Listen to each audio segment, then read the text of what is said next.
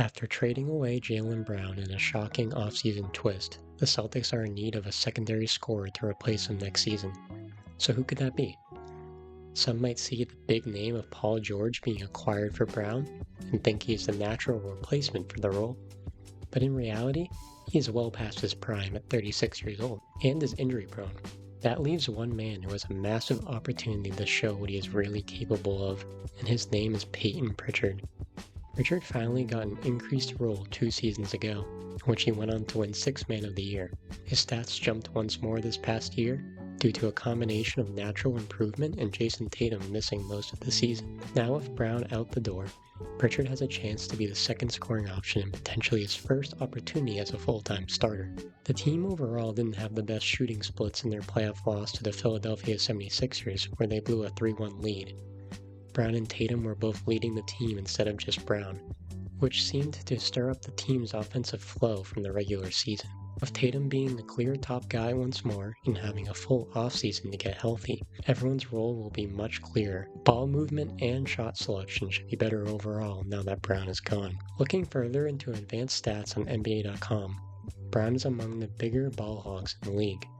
I was curious how often he passes when he has the ball, so I did some math of my own. Based on that math, I came up with 2 stat categories: passes per pass received and passes per touch. After calculating out those stats, I found Brown is 6th to last in the NBA in both categories.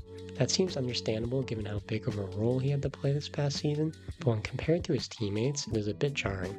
It is especially jarring when comparing Tatum and Brown. Tatum made 52.5 passes per game in his short return during the regular season, while Brown made just 36.4 passes per game. Tatum received just 44.8 passes per game, meaning he passed the ball more than he received it, while Brown received the ball 52.5 times a game. An argument can be made that Tatum was passing the ball more coming back from injury, but I went back to the 2024-25 season. The stats look pretty similar, except of Jaylen Brown having a lot fewer touches and Tatum having a lot more touches. Simply put, the ball should move a lot more with Tatum running the show, rather than Brown running the show, or the two running the show in tandem. What that means in theory is other players will get way more opportunities to show off their scoring chops, and that starts with Payton Pritchard. Pritchard is more efficient than Brown when it comes to pull-up shooting and catch-and-shoot opportunities. He has better ball handling than Brown, which gives him a much better assist-to-turnover ratio, and also helps him be more efficient as an isolation scorer.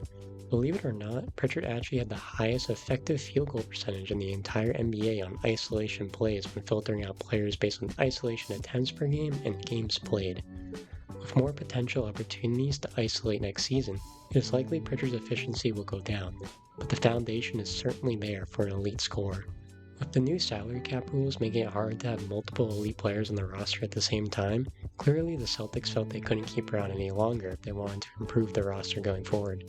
So what it seems the Celtics plan to do next season is replace Brown's skill set through multiple players. Mitchell Robinson, Paul George, and Pritchard will all play a role in replacing Brown's scoring, defense, and physicality. Robinson was brought in after Joel Embiid torched the Celtics in the playoffs and starting center Neemias Queta struggled with foul trouble, leaving Brown as the best guy to defend Embiid. George will be tasked for replacing Brown's length and physicality on the wing, but it's hard to expect him to be the team's consistent second scorer, given his injury history and age. He will be heavily scrutinized as the headliner of the return package for Brown, but he won't be the scorer that Brown was. His shooting and defense may make him a better fit beside Tatum than Brown, however. Pritchard's biggest weakness is on the defensive end, but he does have the strength and agility to keep up and even bother some smaller guards. With a plethora of great defenders around him, all guys better at off-ball defense than Brown has been throughout his career, he has a chance to thrive as a reliable scorer, similar to how the Knicks built their team around Jalen Brunson. Pritchard is by no means as good as Brunson, but their stories are somewhat similar. A guy who hasn't quite gotten the opportunity as a primary focus of the offense is a small but strong guard and is a liability on defense but has the right players around him. It's hard to imagine Pritchard ever being a number 1 option on a championship team, but can he be the number 2 option?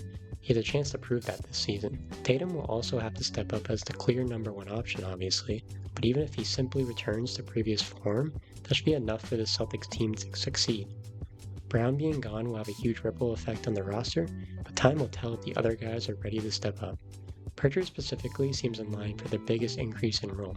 You could easily see him reaching 20 points per game while maintaining his high-level play both as a scorer and a ball handler. The real test will be the playoffs, but the Celtics have to ensure they make it that far first before figuring things out from there.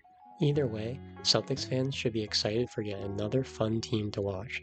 Led by Jayson Tatum, a clear comeback player of the year candidate if that were an award in the NBA, and Payton Pritchard, a most improved player award candidate.